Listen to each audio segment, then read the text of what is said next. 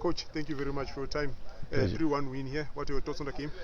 Well, I think we didn't play as well as I would have liked to, but the plus factor for us, the bonus is we had 4 14-year-olds playing in this game, which is important for us moving forward. We brought Kagisano on the right, good player for the future, very skillful, but still very immature. We had KG, obviously, who's been a regular in the team.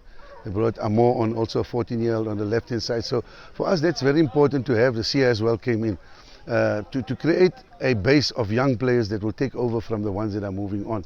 So as an exercise, I think it was successful. As far as the spectacle was concerned, not the normal Stars of Africa brand of football, where we dominate games, where we convert our chances. We missed a lot of chances. But again, there's something that we need to work on, something that we need to improve on moving forward. Coach, in your post-match address to the players, I heard you saying don't focus on the results. Can you just give us more detail around that? Look, I think sometimes when players focus on the result, it becomes a results-driven game. You see a lot of long balls. You don't see our natural South African type of football, which is something that we must hold dearly onto.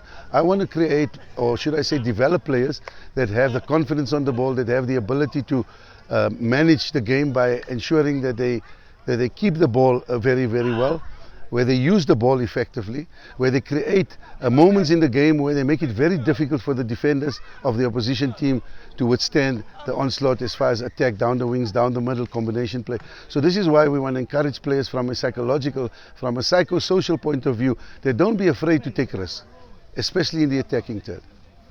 Coach, last week I was here when your boys were leading 2-0. Ingaba came back and they lost 3-2. Some of these young ones, the 14-year-olds, were in tears. Yes.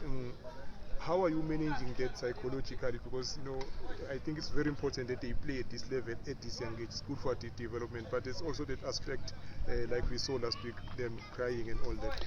Well, it's my job to bring them up, to motivate them. Like I said, Kahi made a number of errors today on the right. He did well in certain moments. He lost the ball, but it wouldn't be right for me now to start identifying and highlighting those mistakes. It's for me to reinforce the positives and downplay the negatives, because at this age is at a very, very sensitive age. If you give him negative feedback, it can only stifle him. It won't allow him to express himself the way, the God-given talent that he has. You're going to stifle it. So for me, it's important to lift these boys up, which I did in the week, and to show that I have confidence in them by playing them come the next game, which we did today. Coach, I was about to say that I've lost count of the 14-year-olds you have in that team, but you mentioned you had 4 today. Looking at the log, you are doing very well, but you are facing teams physically. Like last week, those boys who played against, tough, tall, stronger than these kids, but they still compete. What is it that you are doing right to ensure that even the physicality disadvantage doesn't affect your team? I look at reinforcing their mental toughness. So I constantly reinforce their mental toughness, in the sense I give them the belief, the self-belief that they can overcome that physical constraints or that physical pressure that the opposition put on them. By that I'm saying that I encourage them to use the ball effectively. I encourage them to attack with the ball at their feet and not be scared for players who are bigger in stature. My only worry is sometimes that can lead to injuries, but it's a case of, you have to take that risk, and you have to ensure that they also play intelligently. When they see there's players that are out to hurt them, they need to release the ball quicker. So it's a case of making them tactically aware of how to use the ball, where to use. There's no pure science to that, because sometime or the other you're going to have one of those bigger boys injuring a player, which we've had. I mean, we've got one of our better right-footed players who plays on the right, fantastic player, Nsako. He's now going to go for an operation on his cruciate ligament.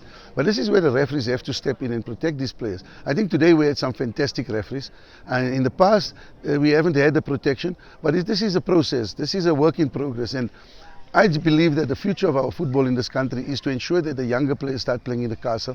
They're the ones that are older, even when we say older, in the Motsepe League.